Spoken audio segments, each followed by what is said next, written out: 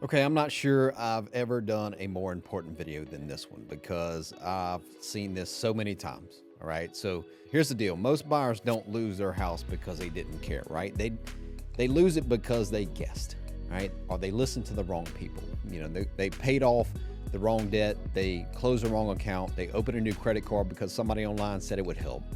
You know, they bought a car because the payment felt affordable. You know, they moved money around because it was their money and they didn't think it mattered, right? Then they finally go talk to a lender. And that's when all these problems can show up. And to be honest with you, like I said, I've seen it so many times, right? And these problems don't show up because they did nothing. They show up because they did the wrong thing. That move that felt responsible, the one that was supposed to help, actually made the approval harder or made the approval not even possible. And here's why that matters right now, because rates are up, insurance up, property taxes are up in this market, in Livingston Parish and the Greater Baton Rouge area. You know, buyers are working with less margin than they were 2, 3, 4 years ago. So if you make a financial move before you buy that quietly shrinks your buying power and flags your file, you may not even know it happened until it's too late. So that's what this video is about. I'm going to show you what buyers get wrong before they apply, why your credit score and your mortgage approval are not the same thing, and what you need to ask before you pay off debt, open credit, close an account, or buy a car, or even pay off a car. At the end of this video, I'm going to give you some free tools, some complimentary tools built specifically for this. I'm gonna give you a 90-day mortgage readiness checklist and a mortgage readiness GPT, actually, so you can stop the guesswork and start making the right moves. So by the end of this, you'll know how to avoid making the move that feels responsible but can actually kill your possibility of buying. So let me be clear about what this is and what it isn't.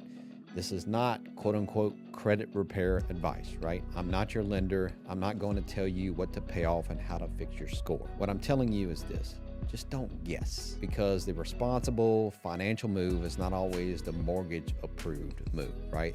They're two separate things, and most buyers don't realize it until they've already made the move, and then they walk away upset. In this market, the majority of buyers, unfortunately, maybe not the majority, but a high percentage of the buyers that I'll talk to usually need some type of credit help. So the majority is the normal buyers, right? Most people aren't walking around with perfect credit or a perfect file. They're just trying to figure it out. And a lot of them get embarrassed about where they are. So they wait before they talk to a lender, and they think, you know I want to buy, but I'm going to go fix a few things first and then call a lender. Of course, that sounds responsible, but that's exactly where people get in trouble, unfortunately. Because here's a question that nobody stops to ask. Fix what exactly? Your credit score, your debt to income ratio, your cash reserves, your documentation, a lender overlay issue. Those are not the same problem. And if you don't know which one you actually have, you can spend months solving the wrong problem. It may not have been a problem, or you may be creating problems, right? You don't make the moves and then call a lender.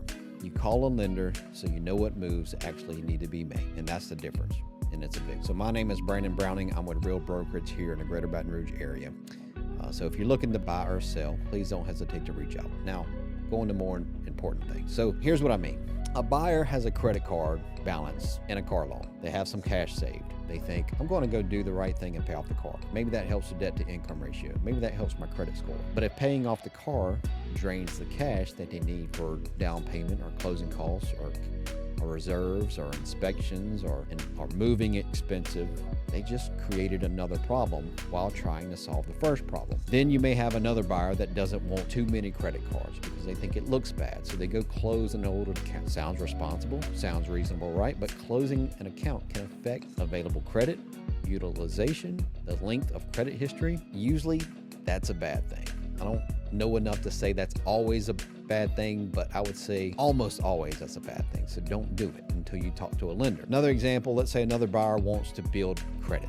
So they open a new card. That creates a new inquiry, a new account, a shorter average age of credit, and then maybe a new underwriting question. And then potentially it lowers your score. So none of these people are being careless, right? They were trying to do the right thing. Problem is they were making moves without knowing whether those moves actually helped. And this is where most people, including some agents, have it completely backwards. They think you clean everything up first and then you call the lender. No, you actually do it in the opposite. You call the lender, and I may add the right lender, so you know what actually needs to be cleaned up. Because there's a lot of lenders out there that'll look at your file and say, I'm sorry, you don't qualify, and they'll just move on to the next file. So the lender you choose is important, but I digress. Look, your mortgage approval is not just a credit score check. The lender is looking at your credit, your income, your assets, your debt, your employment history, your documentation, the loan type, the property,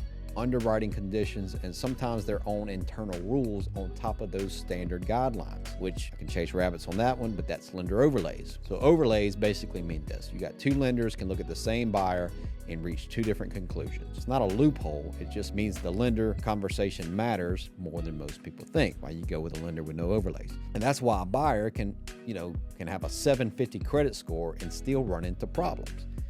And I feel like I need to say that again. A 750 credit score individual doesn't automatically mean that they walk in a home, right? If their debt to income ratio is too high, that can be a problem, or actually is a problem. If the income can't be documented the proper way that underwriting needs to be documented, that's a problem. If the buyer just financed a truck, messes up the DTI, that's a problem. If the money's moving around with no paper trail, that's a problem. So the lender doesn't grade your intentions, right? They document what they can verify, and then they have to follow law. Now, I want to get ahead of something. You might be thinking, well, Brandon, of course you're going to tell me to call the lender early. You want that referral, right? Fair enough, right?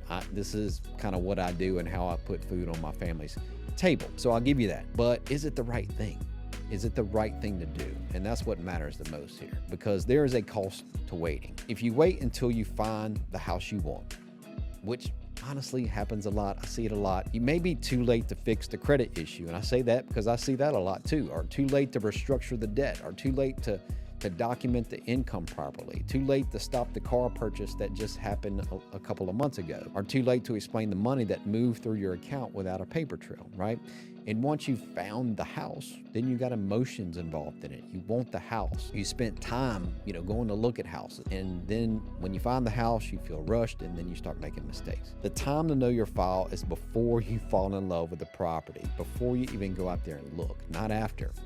Your job at this stage is to find the problem early enough you actually have time to build a plan around it. So this is where a lender needs to see the full picture. It needs to see the credit, the debt, the income, the cash, the documentation timeline, all of it. You need to know which debt actually matters, whether your DTI is a problem, whether your income documentation is documented the way underwriting needs it, and whether one lender's overlay is creating an issue that another lender would not have an issue with, right? Now, none of that means your approval is guaranteed.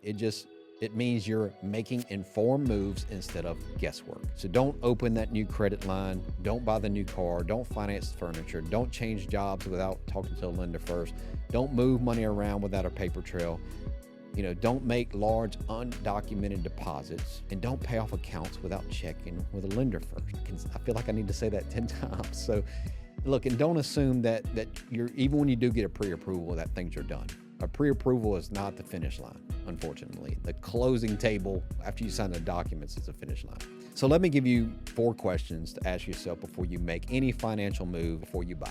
Before you pay off debt, what does this debt do to my debt to income ratio? And does paying off this debt actually help my approval? Or does it just drain my cash that I may need? Before you buy a car, what does that monthly payment do to my buying power? Could that one payment change the price range qualify for or make that house that I want impossible? That answer is yes. Before you open or close a credit account, could this affect my score, my utilization, or create a new underwriting condition that I wasn't expecting? Before you move money, can I document where it came from? Will underwriting need that paper trail? Those are the questions, right?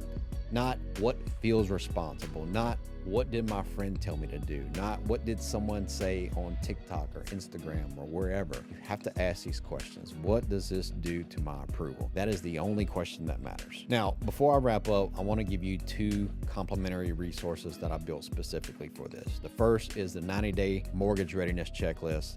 It walks you through exactly what to review before you touch your credit, pay off debt, open or close an account, buy a car, make a money move. The second is the Mortgage Readiness GPT. It's just a tool I built that helps you organize the timeline, identify your biggest concern, think through the move that you're considering, and figure out what questions you need to ask before you act. Now, this doesn't guarantee any approval. It mitigates you making wrong decisions, right? Basically.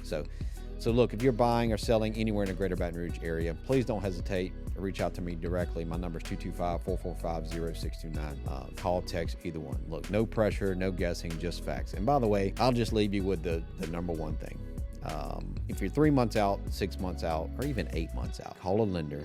Make sure you call the right lender. I'm going to recommend getting with a lender with no overlays. If you don't know what that means, please, you're not bothering me, just call me. Say, hey, Brandon, I watched this video. You were talking about this lender with no overlays. I want to maximize my buying power. I want to make sure I don't run into any issues. Let me know. Even if you don't work with me as your realtor, I'll be glad to give you that information.